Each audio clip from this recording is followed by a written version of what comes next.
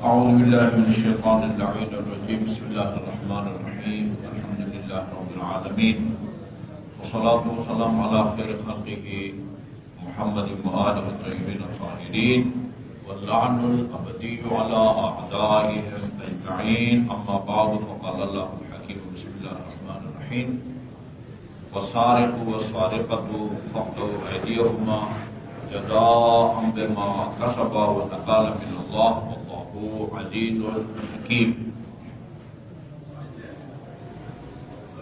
آج ایک حدیث میں آپ کی خدمت میں لے کے آیا ہوں۔ اس حدیث کو بیان کرنے سے پہلے تمہید کے طور پر یہ نقطہ جو ہے نا وہ اس کو ذہن میں رکھیں کہ اسلام نے جس طرح انسانی جان اور اس کے خون کو اہمیت دی ہے، اس کی حرمت اور احترام کا قائل ہے، اسی طرح اس کے مال کی بھی حرمت یعنی احترام کا وہ قائل ہے۔ بلکہ حدیث ہے حرمت مال المسلم کا حرمت دمی ہی، مسلمان کے مال کو وہی حرمت حاصل ہے جو اس کی جان کو جو ہے نا وہ حاصل ہے۔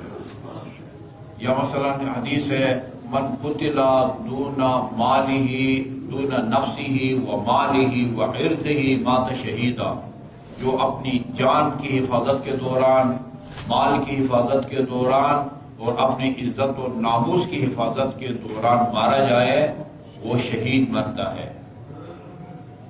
تو اس لیے اسلام میں یہ ہے کہ اگر کوئی کسی کو قتل کرے تو اس کا قصاص ہے قتل کے مقابلے میں وہ قتل ہے، اور اگر کسی کا کوئی مال چوری کرے اس کی سزا مقرر ہے اور وہ ہاتھ کاٹنا ہے۔ قرآن میں اگرچہ وہ ہاتھ کا لفظ ہے لیکن ہاتھ جہاں یہ کلائی کے اوپر کو ہاتھ کہلاتا ہے، یہ یا کوہنی سے نیچے کہلاتا ہے، یا اسی طرح شانہ، یہ سارا کا سارا ہاتھ ہے۔ لیکن اہل سنت کے ہاں کلائی سے ہاتھ کاٹا جاتا ہے، ہمارے ہاں یہ جو ہے نا وہ انگوٹھا اور ہتھیلی کو چھوڑ دیتے ہیں، باقی 4 انگلیوں کو جڑ سے کاٹا جاتا ہے۔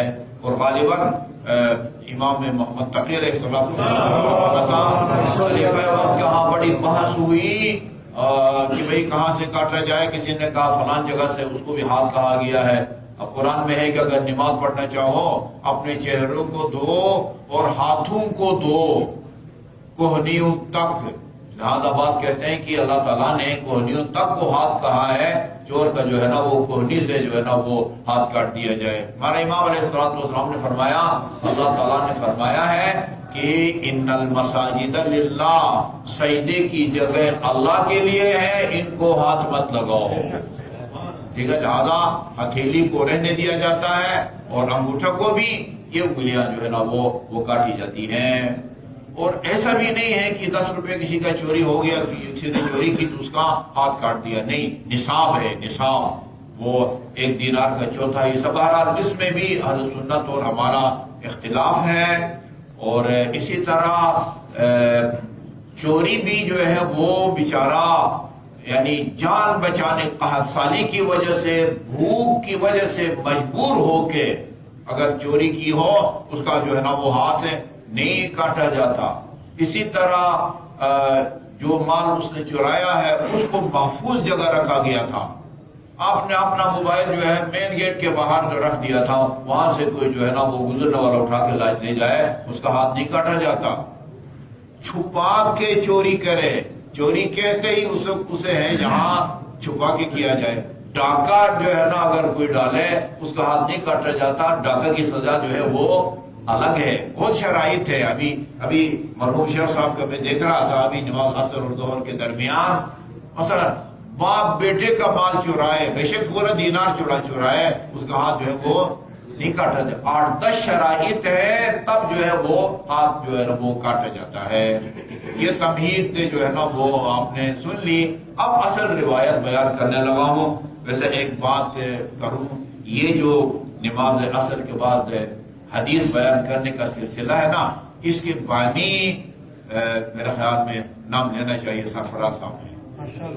یہ ابھی جو کچھ ابھی ہم بیان کریں گے نا، یہ چونکہ اس کے بانی ہے، لہذا اس کا ثواب جہاں مجھے ملتا ہے، جہاں آپ کو ملتا ہے، وہاں ان کو بھی۔ ہمارے اس دنیا سے جانے کے بعد بھی اگر سلسلہ جاری رہا، یہ اس بیان حدیث کا جو ہے نا بانی یہ ہے، لہذا ہمیں جو ہے نا وہ اس حقیقت کا وہ کرنا چاہیے۔